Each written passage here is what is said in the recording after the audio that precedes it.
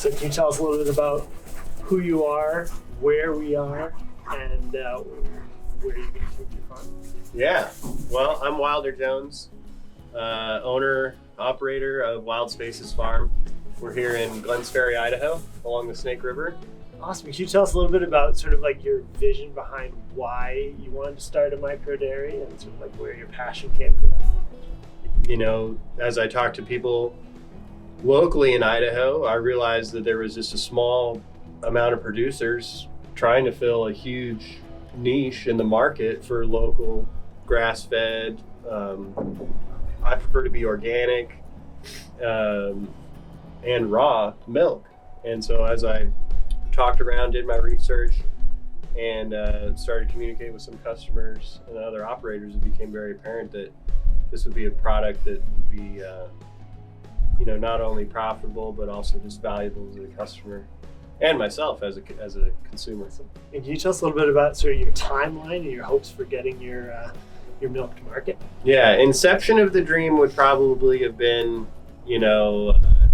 December of 2020, and worked through lots of dreaming and scheming and tentative numbers through the spring as I finished college. And then it wasn't until my connections with you at the local Food Alliance that it became more of a reality on paper and less of a pipeline dream. And as we talked about logistics, and I figured out what would work for my timeline working with my father's farm, started to acquire some cows. And so now we're here in December of 21, and I've got 3 milk cows, one due to calve late January for the first drops of milk to be harvested. Still haven't quite figured out the nomenclature. Am I harvesting milk or am I producing milk? I'm definitely not growing it. And so, yeah, I hope to be milking first of the year 2022, and hope to be selling in that spring once I have the I's dotted and the T's crossed. I want to talk a little bit about your process working through the Impact Idaho Fund. How's that experience been for you? Yeah, super awesome. I've really enjoyed it. It's been a huge, I think I have an MBA now, just from working with the local Food Alliance. I didn't know all of the things I didn't know, and it's been really illuminating to talk through expenses, income, how that's all going to play out over time, what that looks on the monthly, what that looks like on the regular, year to year, and just to understand the difference between what's a capital expenditure, what's an operating expense, what can go wrong, which is everything, and I've really enjoyed the team work and the team, as far as I know, infiniteness that will be happening into the future, because it's not over, once I'm funded. It's this long going friendship and relationship with a group of people that have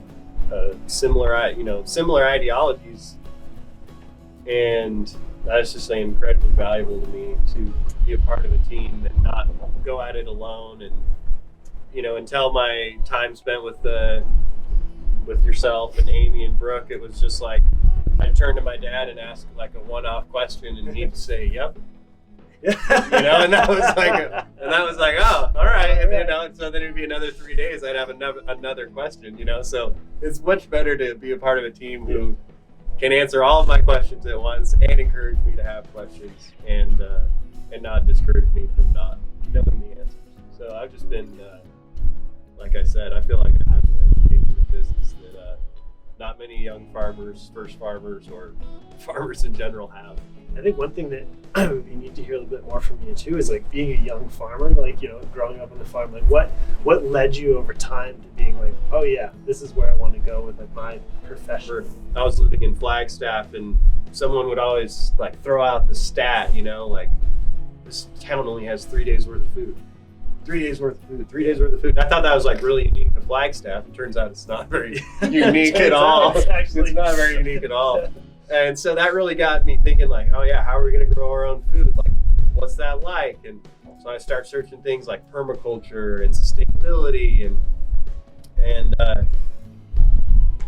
then lo and behold, my father, who's been an organic farmer my whole life, has been trying to provide healthy, nutritious food to his customers, and I didn't really realize that's what we were doing growing up. You know, I just considered it was a farm, and this is what we did, and there was always work to be done.